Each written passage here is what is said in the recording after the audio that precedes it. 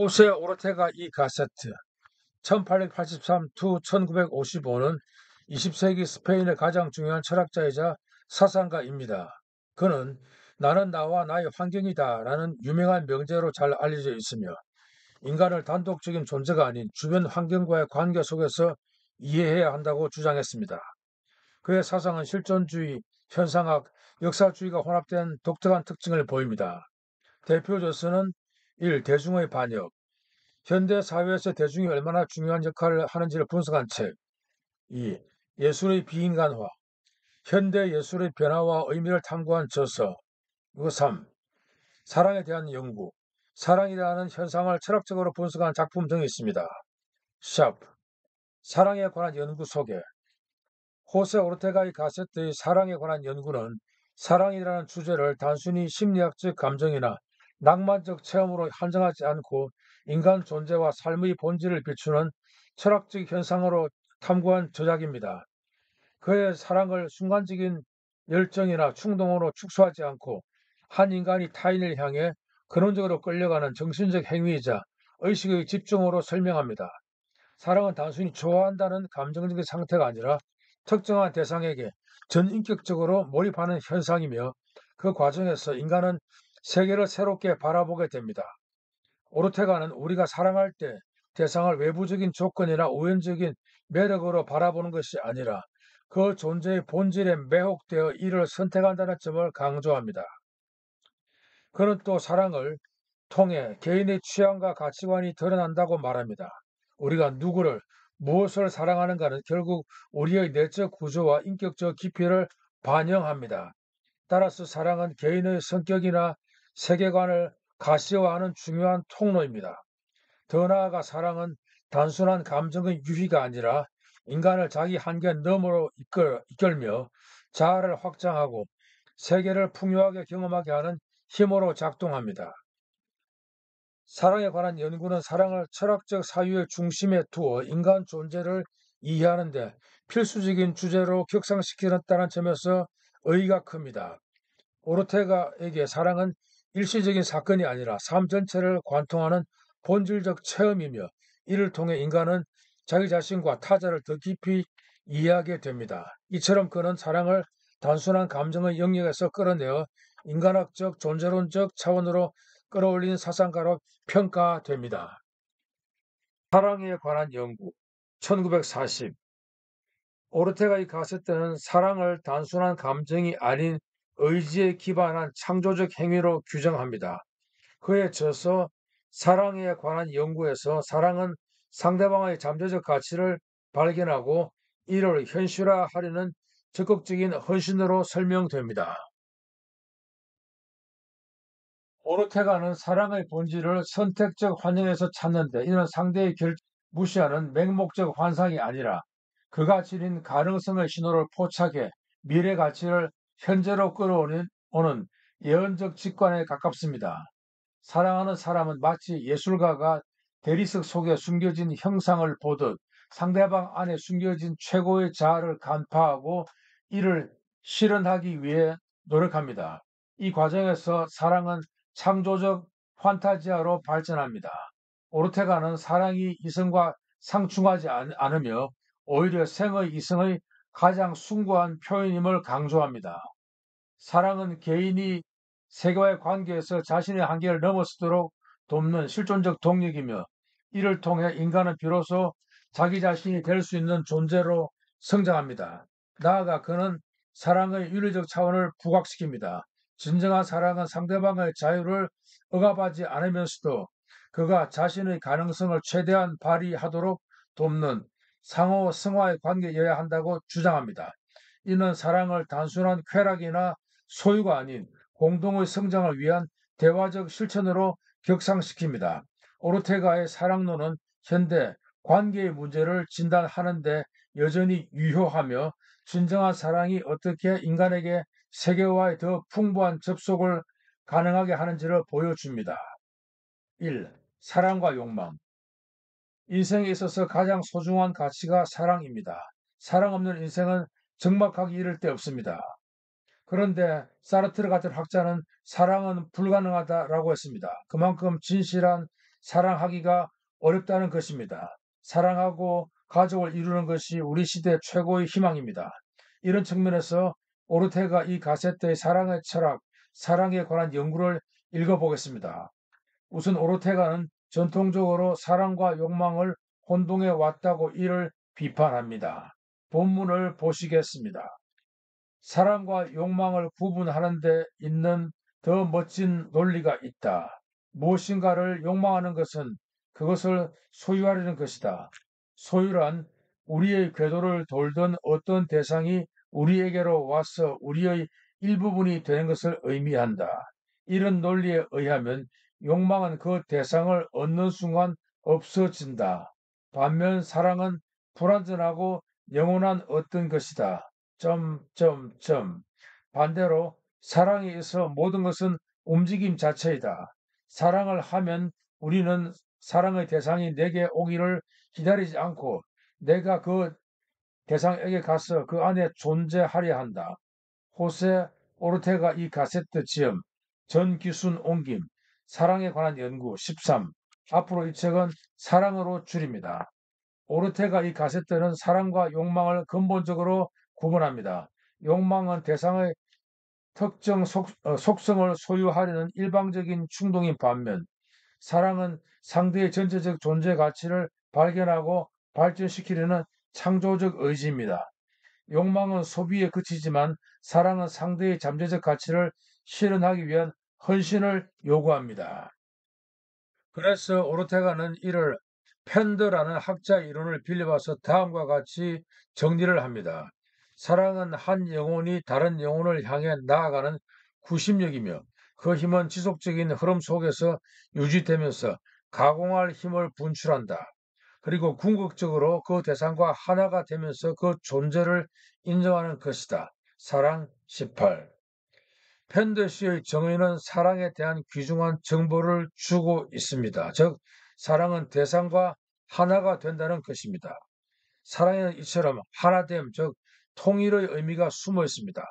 이런 관점에서 독일의 소위 청년 해결 그룹, 즉 청년 해결과 그의 친구들은 사랑을 통일로 파악을 했었습니다. 일부 1장 스탕달의 연애론 비판. 오르테가는 그의 사랑학을 펼치기 위하여 우선 프랑스의 소설가 스탕달의 연애론을 가지고 옵니다. 스탕달은 그의 연애론이라는 지필서에서 수정론, 즉 크리스탈라이제이션을 소개합니다. 오르테가의 설명은 이렇습니다. 수정론을 요약하면 이렇다. 사랑은 구성적으로 허구이다. 가끔 실수해서 사랑하는 것이 아니라 본질적으로 사랑은 실수라는 말이다. 스탕달에게 사랑은 눈이 머는 것으로 끝나지 않는다. 그의 사랑은 환영적, 비즈너리인 어떤 것으로 실제를 보지 못할 뿐만 아니라 실제를 어떤 다른 것으로 대체하기까지 한다. 사랑 27. 스탕달의 수정론, 크리스탈라이제이션은 사랑의 발생 과정을 설명하는 유명한 은유입니다. 사랑의 감정이 싹트면 상대방의 평범한 특성도 수정처럼 아름답게 빛나게 보인다는 이론입니다. 이는 사랑이 객관적인 인식이 아닌 주관적인 투영과 환상에 기반함을 의미합니다. 그어져서 연애론에서 체계화되었으며 낭만주의 사랑관의 대표적 이론입니다. 스탕달에게 사랑이란 한국의 속담처럼 눈에 콩깍지가 끼는 것이라고 합니다. 사랑은 실제가 아니라 환상 혹은 환영입니다. 연인은 상대의 모든 것을 숭고하게 미화하는 마음의 열병을 앓는 것이라고 합니다. 스탕달은 사랑을 세 가지로 구분했는데 그 분류에 의하면 사랑은 탐욕의 사랑, 정념의 사랑, 그리고 헛됨의 사랑으로 나누어진다.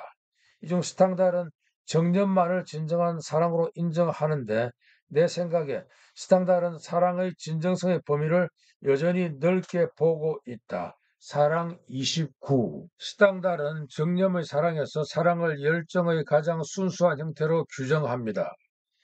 그는 사랑의 발생 과정을 수정화적 크리스탈라이제이션 은유로 설명하는데 사랑의 대상이 마치 광산에서 발견된 나뭇가지가 수정으로 환상과 이상화로 빛나게 된다고 봅니다. 이는 이성적 판단이 아닌 주관적 열정에 기반한 것입니다. 스탕달은 사랑을 네 단계 적 감탄, 갈망, 희망, 의심, 수정화로 구분하며 특히 마지막 단계에서 연인은 상대의 모든 것을 숭고하게 미화하는 마음의 열병 상태에 이른다고 설명합니다. 이는 낭만주의 사랑관의 정수를 보여줍니다.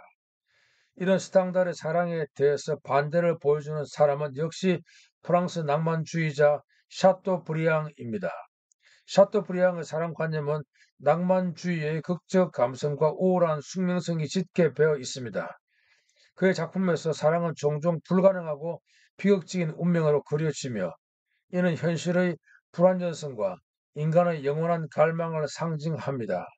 그의 소설 르네의 주인공처럼 사랑은 내적 공허를 채우려는 열정이지만 동시에 번민과 환미를 낳는 모순적 힘입니다.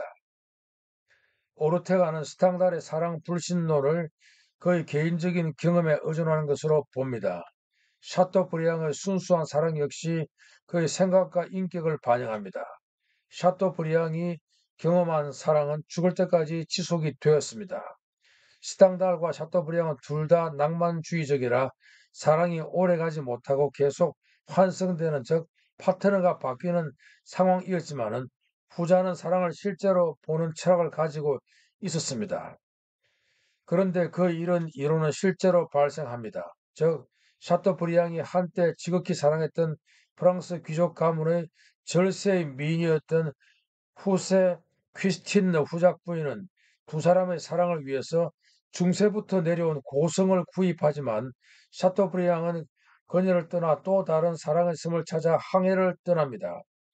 퀴스틴느 후작 부인은 70이 다 되어 어느 방문객이 그녀의 방에 들어와서 여기가 바로 샤토브리앙이 부인의 발밑에 있던 곳이군요. 라고 말했을 때 그녀는 놀랍게도 그녀를 버리고 간 샤토브리앙을 두고 선생님 그게 아니랍니다.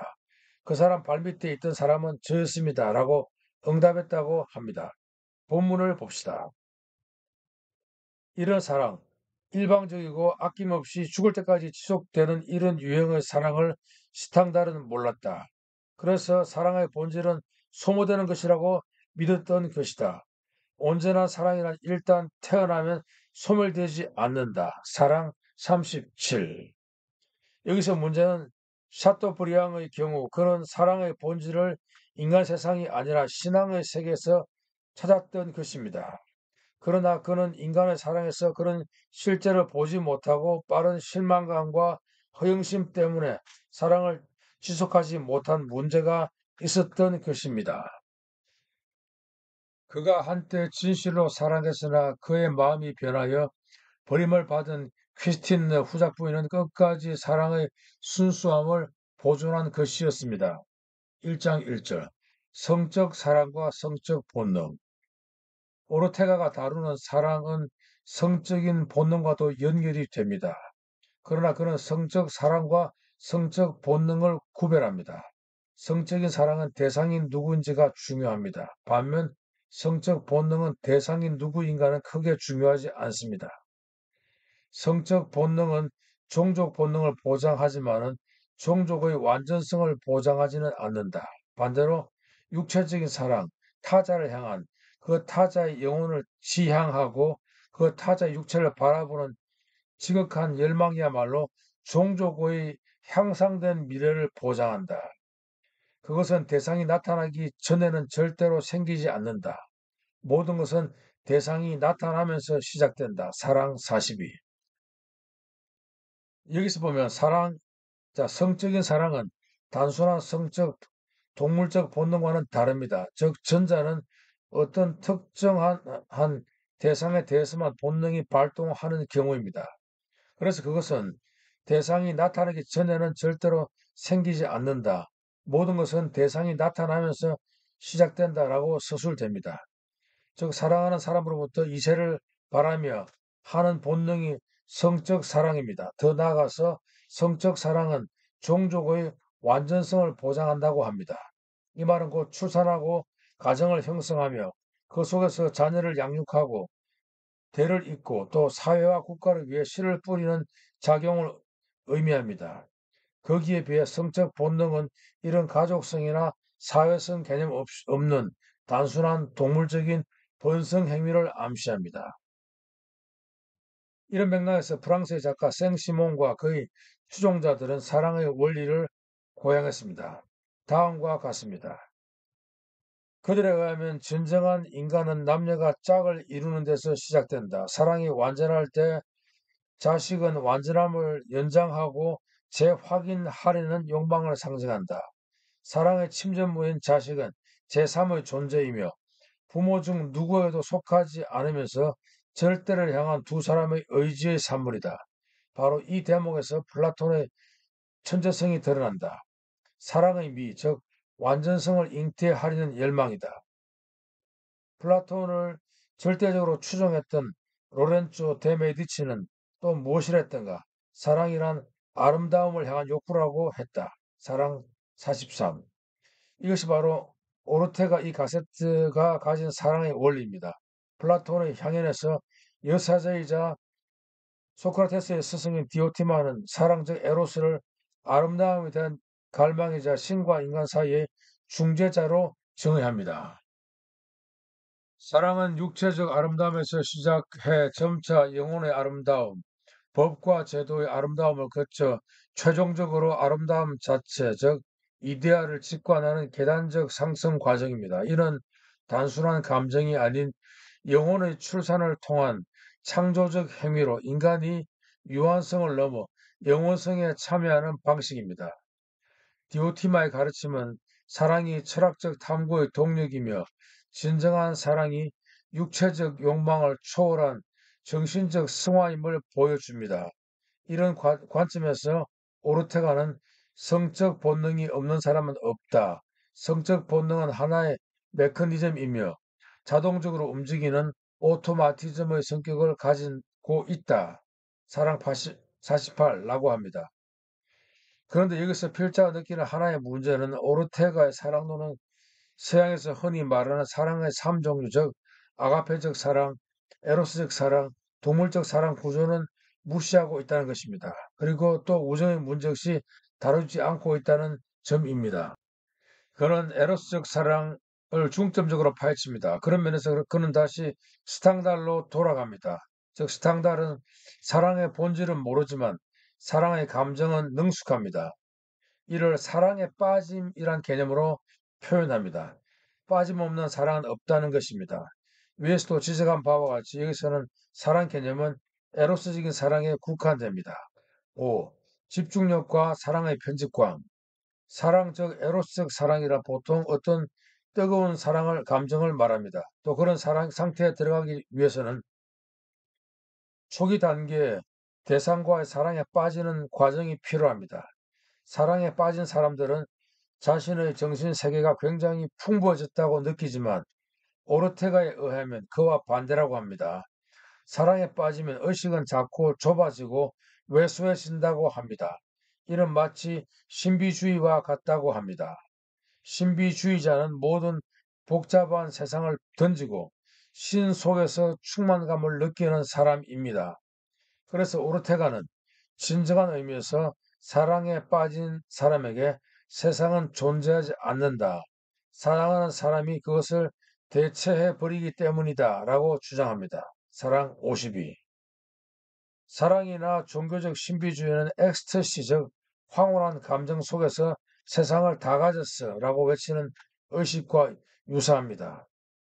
이렇게 해서 신비주의자는 연애하는 사람처럼 단 한 가지 대상에 모든 집중력을 모으는 특별한 상황에 이른다.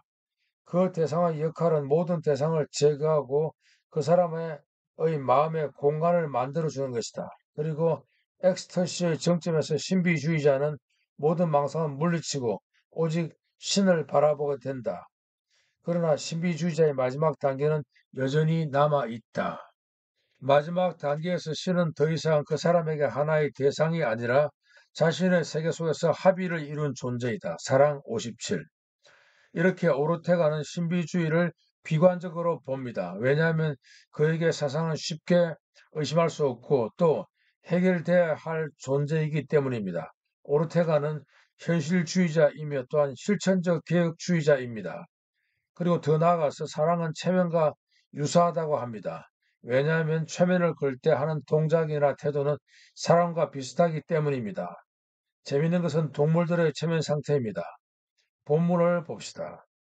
동물의 세계에도 최면에 걸릴 때가 있는데 예를 들어서 갤레오데스 카스피쿠스 투르크케스타누스라는 거미는 암컷이 자신을 유혹한 수컷을 잡아먹는다. 수컷이 목숨을 부지할 수 있는 유일한 방법은 암컷의 배에 있는 점 같은 곳을 자기의 촉수로 정확하게 긁는 것이다. 그렇게 하면 암컷은 최면 상태에 빠지게 된다. 사랑 59. 사랑은 이처럼 종교적인 신비주의나 최면 상태와 같이 주관과 객관의 상호 신뢰와 몰입의 성격을 가집니다. 그래서 오르테가는 다음과 같이 기술합니다. 이거를 끝내면서 내가 진정으로 사랑에 대해 말하고 싶었던 것은 다시 한번 강조하고 싶다. 사랑은 빠지는 상태라는 것이다. 어쩌면 사랑은 빠짐 이상의 더 크고 더 깊으며 더 진지한 것일지 모른다. 하지만 빠짐은 인간의 행위나 감정과 사랑을 가르는 사랑의 본질이다. 사랑 60일.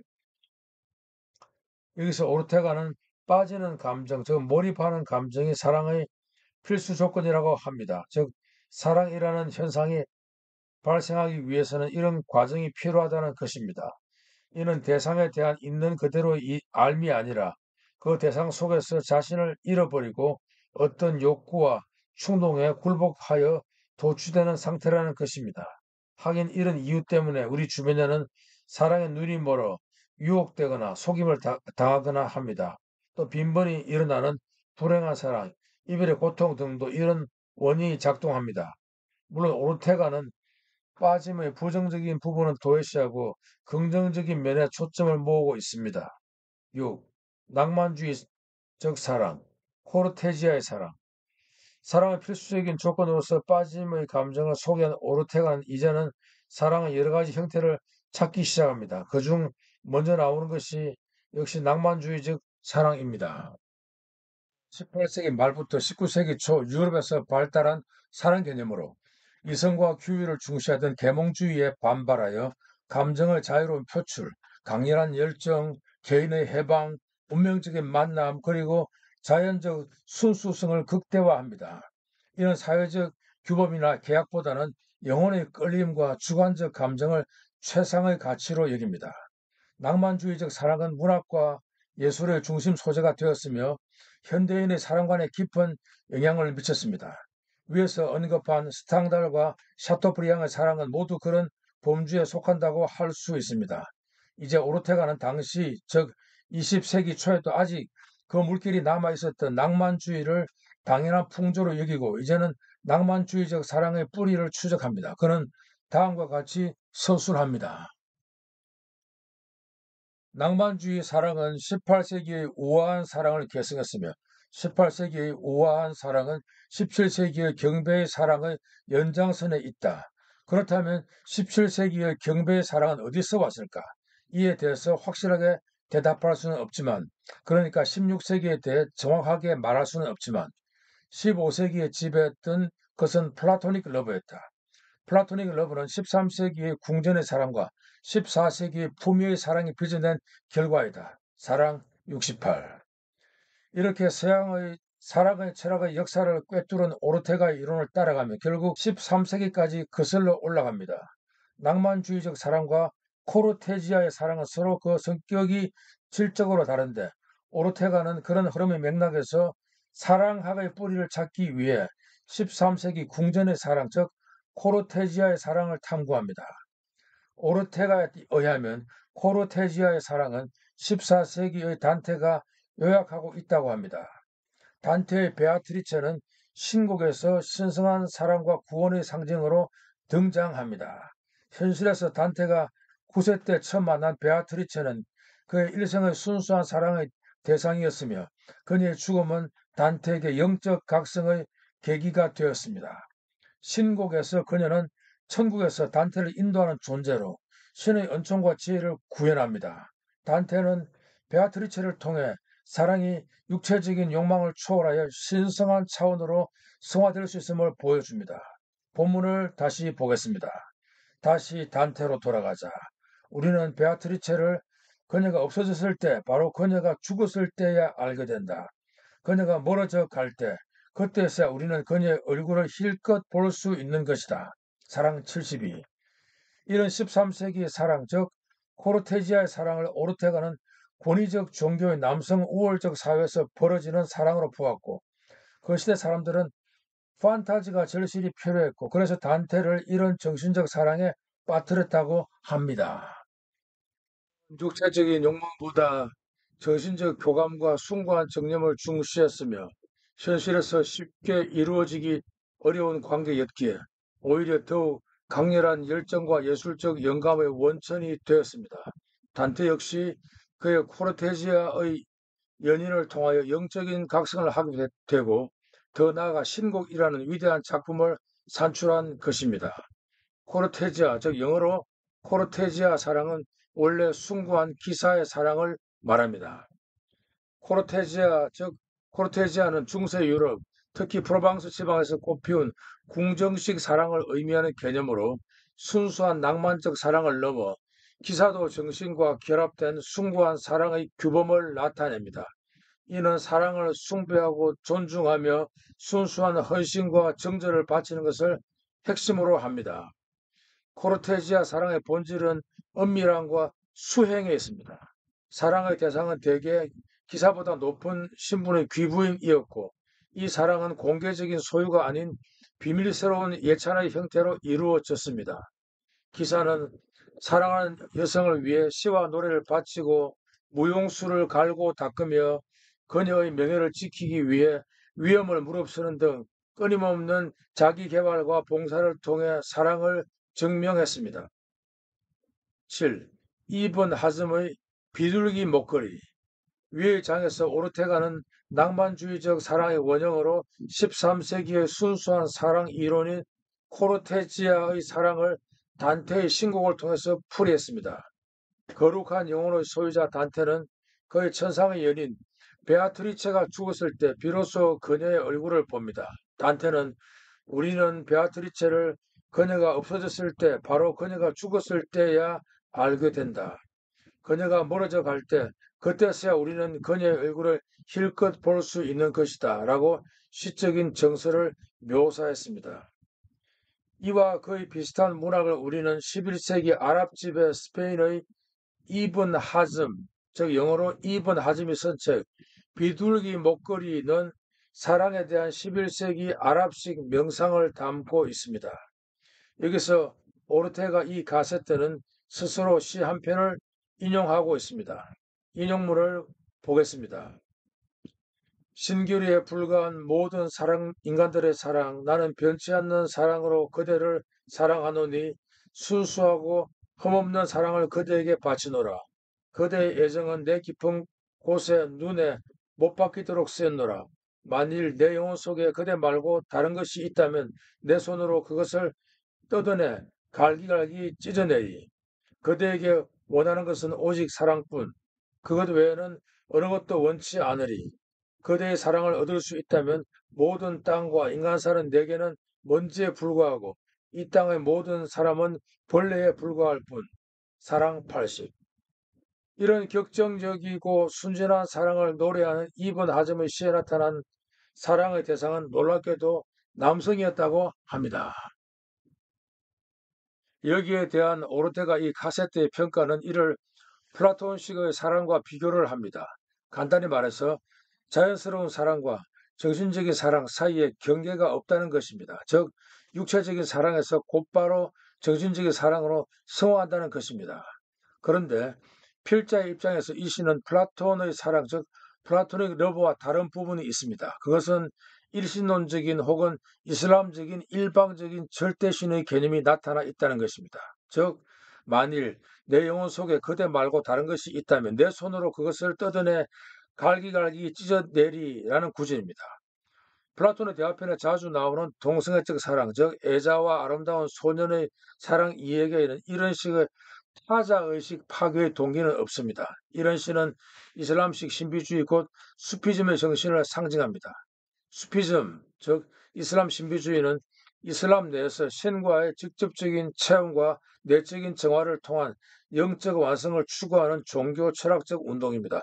18세기경 이라크와 이란을 중심으로 발생한 수피즘은 꾸란의 외적 계율보다 내적 진리, 즉 하키카와의 신과의 합일, 즉 파나를 추구합니다.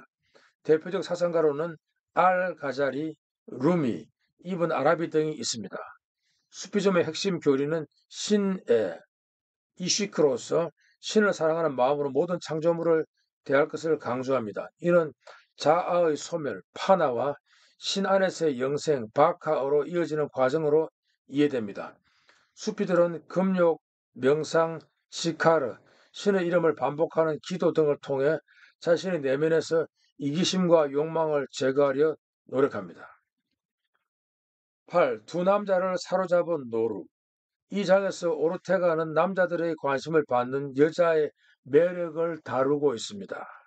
주인공인 여자는 레이디 해밀턴이라고 당시 나폴리 주재 영국 대사인 해밀턴 경, 즉 썰 해밀턴의 부인과 넬슨 제독입니다. 넬슨 제독은 트라팔가르 해전에서 영국 해군을 승리로 이끈 영웅입니다. 그리고 해밀턴 경은 대사이자 유럽 역사에서 처음으로 고전 작품을 수집할 필요성을 인식한 사람으로 그의 수집품은 대형 박물관의 모체가 되었으며 이탈리아의 폼페이 발굴을 처음 시도한 사람도 그입니다. 자, 아무튼 레이디 해밀턴은 대영 제국에서 미모가 가장 뛰어난 여자였고 많은 사람들이 찬사를 아끼지 않은 이른바 공개적인 아름다움을 가지고 있었습니다. 또한 그녀는 괜찮은 목소리 소유자로서 무도회가 열리면 공연을 하듯 사람들 앞에서 노래를 부르기도 했다.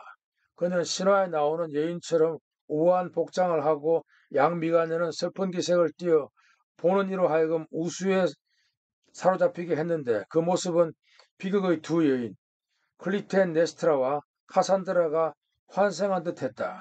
그녀의 인기는 하늘을 찔렀고 유럽 전체가 술렁일 정도였다. 오르테가 이 카세트 사랑에 관한 연구 102 이하 호레이쇼 넬슨 경과 레이디 해밀턴의 관계는 18세기 영국 사회에서 가장 스캔들러스한 사랑 이야기로 기록됩니다. 넬슨이 나폴레옹 전쟁 중 영웅으로 떠오르던 시기, 그는 외교관 윌리엄 해밀턴의 아내 엠마 해밀턴과 깊은 연애 관계에 빠졌습니다. 이 관계는 넬슨이 기혼자였을 뿐만 아니라 엠마도 유부녀였기에 이중으로 금지된 사랑이었습니다. 당시 최고의 영웅과 역시 최고의 미인의 불륜적인 공개적인 동거는 당시 유럽 사회에 엄청난 충격과 흥분을 선사했습니다. 그들의 사랑은 서신과 공개적인 모임으로 이어졌으며 엠마는 넬슨의 외동딸 호라티에를 출산하기에 이르렀습니다. 넬슨은 전투에서 승리할 때마다 엠마에게 보내는 정열적인 편지를 통해 그녀에 대한 감정을 표현했고 엠마는 넬슨의 정치적 영향력을 활용해 사회적 지위를 유지하려 했습니다. 그러나 넬슨의 전사 후 엠마는 사회적 매장과 재정적 파탄에 직면했고 비참한 말년을 보냈습니다.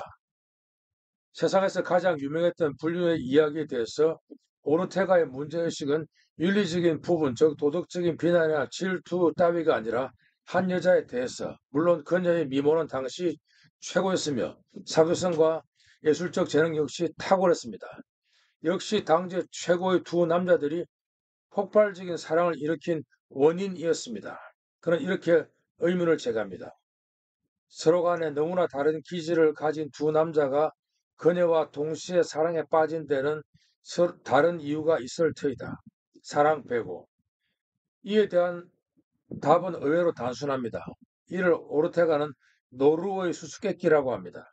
오르테가는 그때 우연히 알게 된 올메도라는 은행가로부터 그 의문을 풀게 됩니다. 다음과 같이 길에서 올메도와 나눈 대화를 기록하였습니다.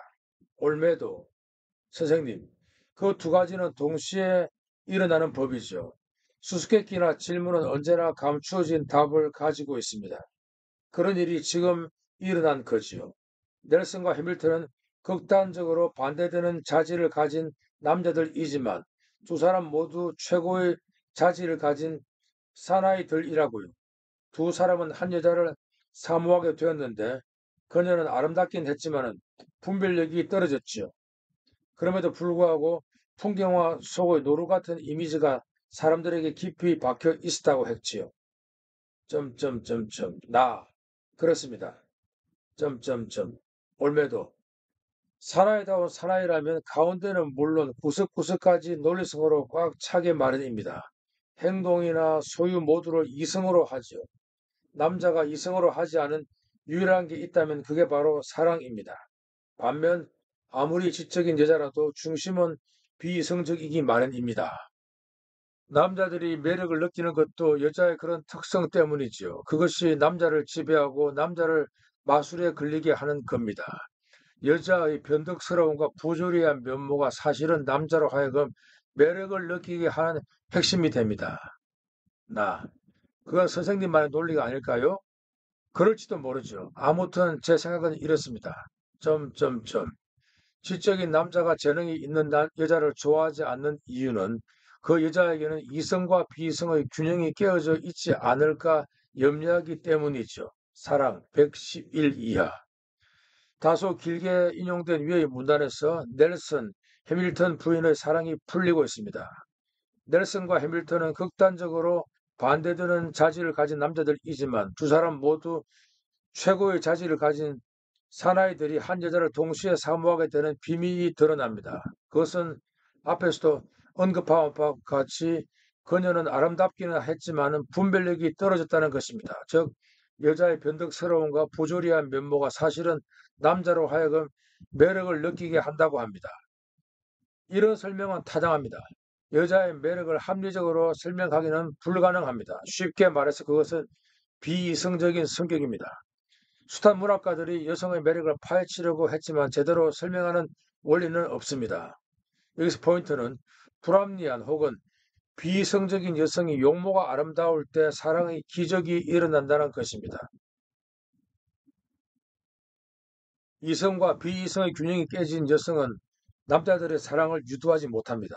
그런데 여기서 필자는 조금 다른 포인트를 가지고 이 문제를 봅니다. 즉, 권력을 추구하는 것입니다.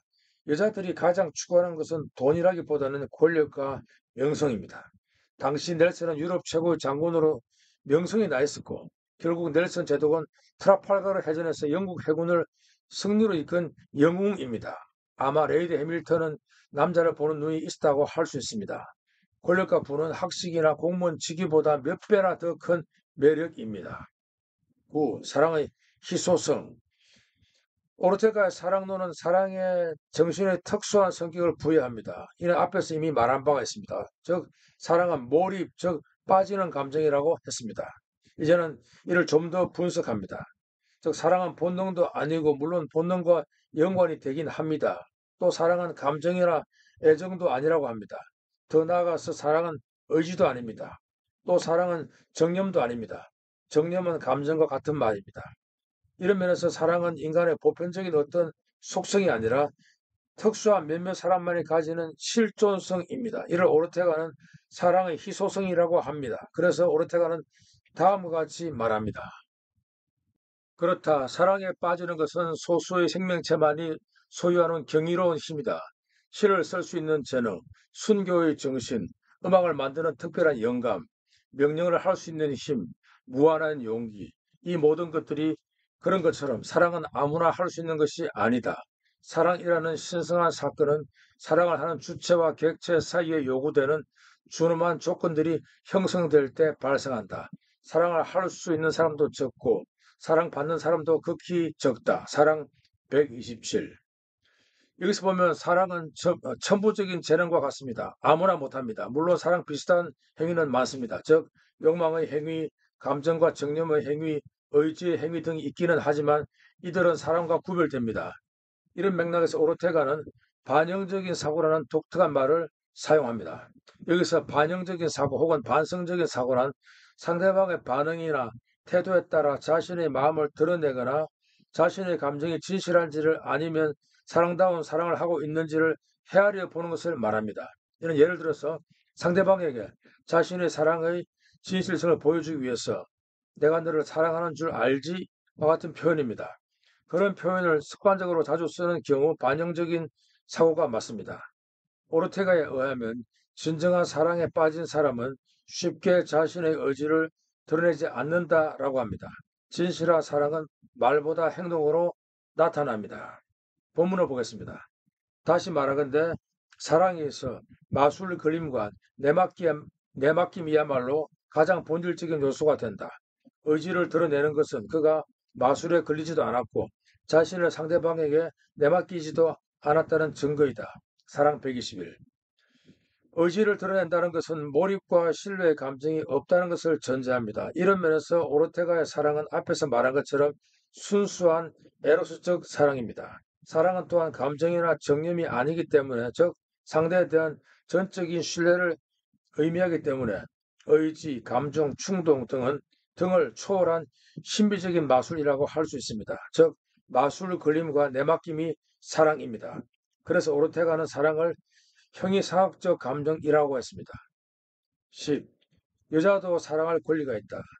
오르테가는 페미니즘 문제와 관련하여 돈키호테 중 일부 13장과 14장에 나오는 마르셀라 에피소드를 관찰합니다.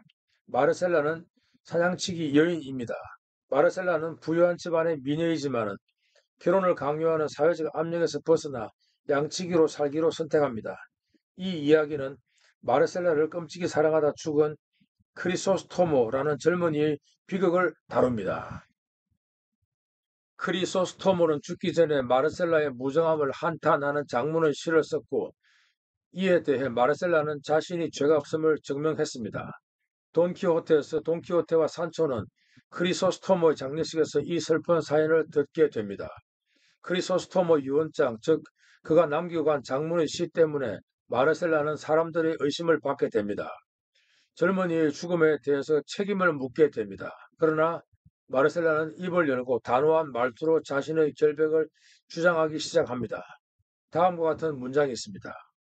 나는 자유롭게 태어났고 죽을 때까지 자유롭기 위해 들판의 외로움을 선택했습니다. 하느님이 주신 타고난 총명함으로 나는 아름다운 사람은 당연히 사랑을 받는다는 것을 알고 있습니다.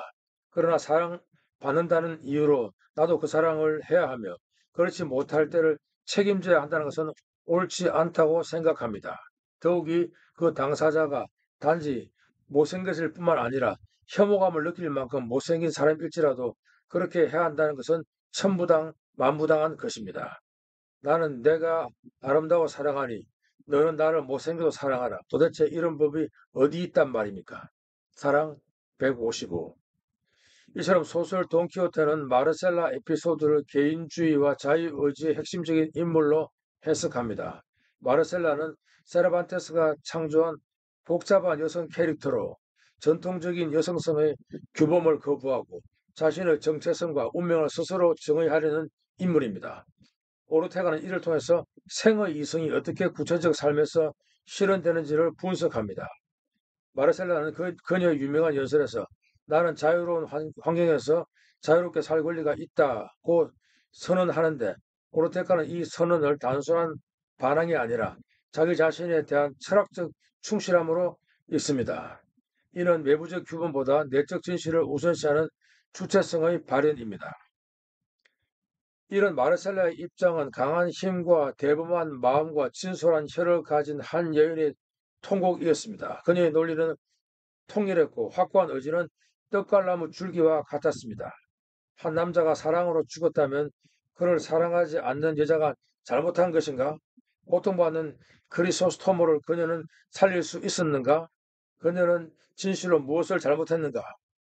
그녀는 억울함을 호소하다가 감정이 북받치자 이런 멋있는 시구를 읽기도 했다. 나는 멀리 떨어져 있는 불꽃이요. 저 멀리 놓여 있는 칼이니. 돈키호테 1장 14절. 이 멋진 말을 들었을 때 돈키호테는 지금까지 가지고 있었던 환상에서 깨어났고 산초는 전혀 이해할 수 없었으며 길 가던 학생들은 붉은 땅에 시선을 던졌고 양치기 소년들은 떨어지는 굵은 눈물을 옷소매로 훔쳐냈다.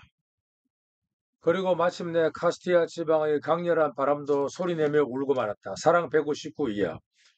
오르테가는 여기서 나는 멀리 떨어져 있는 불꽃이요 저 멀리 놓여 있는 칼이니라는 구절을 중시합니다.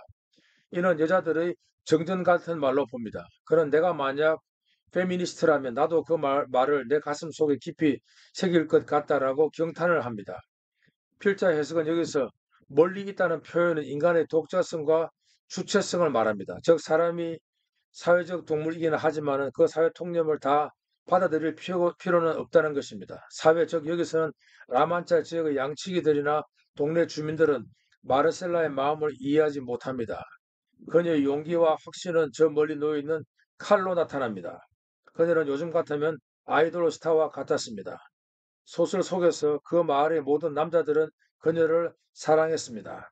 그러나 그녀는 자신의 팬들과 거리를 두었습니다. 그리고 그녀를 짝사랑하여 죽은 남자의 장례식에서 그녀는 자신의 무죄성과 무책임성을 당당히 밝힌 것이었습니다. 그래서 또 이 멋진 말을 들었을 때 돈키호테는 지금까지 가지고 있었던 환상에서 깨어났고 산초는 전혀 이해할 수 없었으며 길 가던 학생들은 붉은 땅에 시선을 던졌고 양치기 소년들은 떨어지는 굵은 눈물을 옷소매로 훔쳐냈다고 합니다.